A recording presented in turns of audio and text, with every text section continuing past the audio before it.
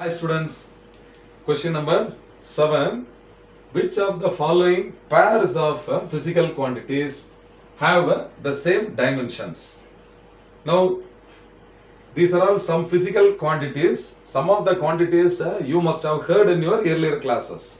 One or two may be new to you. So first I will explain each category. Force you must have heard. Force is mass into acceleration. And power you must have heard as what rate of doing work is called power. I will write first what is power equal to. So power is equal to work by time or energy by time. Work done divided by time also is equal to what? Energy divided by time. But work is what? Work means what? Force into, okay, force into distance divided by. So work is force into distance divided by what? Time. Now, in the first option, force and power are given. They cannot be equal, no. They cannot be equal because power is what? Force into distance by time. Distance by time is velocity. So definitely the first option cannot be the correct answer. Have you understood that first of all? Okay. So first option cannot be the correct answer. Now, what is meant by torque? Torque.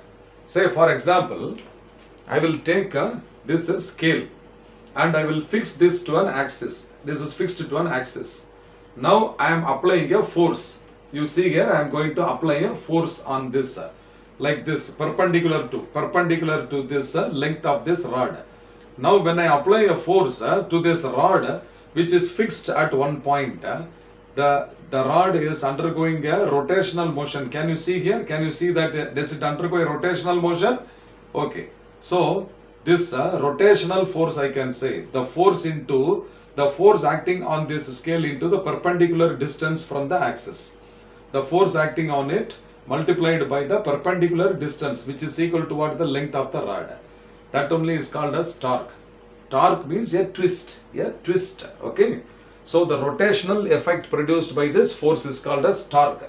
So what is torque actually at the beginning level? Now you must know that the torque is equal to the product of force, okay, and the perpendicular distance from the axis. The perpendicular distance. Anyhow, it is having a dimension equal to what? Dimension of force multiplied by the dimension of distance. Then what is the energy you have studied in your earlier class? Energy and work both are one and the same in dimensions and unit. So work and energy both are interconvertible. Okay, energy can be converted into work can be converted into energy. So they have the same dimensions and units. So energy is also equal to what? Work done, which is equal to what? Force into distance. Okay, force into distance. So from this we come to know that the physical quantities, namely torque and energy, have the same unit and the same dimensions. Both are force into distance only. So you can say that torque and energy must have the same dimensions. Anyhow, the other two also you can check now. You can check. So torque is having a dimension of force into distance, where power is having a force into distance divided by time. So this is not the correct answer. Just we are verifying, that's all. So force and torque, certainly they cannot be same because torque is force multiplied by distance. So this also is not correct. So clearly the option B is the correct answer. Okay, therefore option B is the correct answer. Have you understood? Okay, fine. Now question number 8.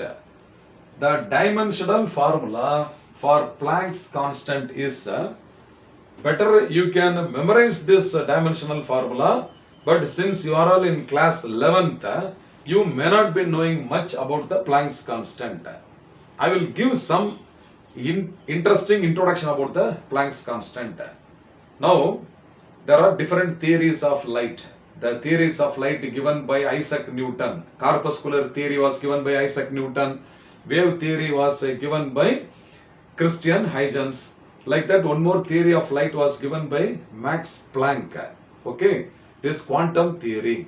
quantum theory was given by Max Planck. According to him, the energy of light, the photons present in the light have energy. The energy of the photons present in the light, E, is equal to h into nu, where h is called Planck's constant.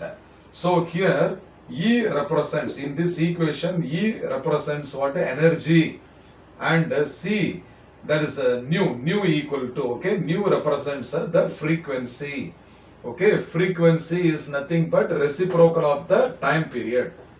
This you must have studied in the class 9.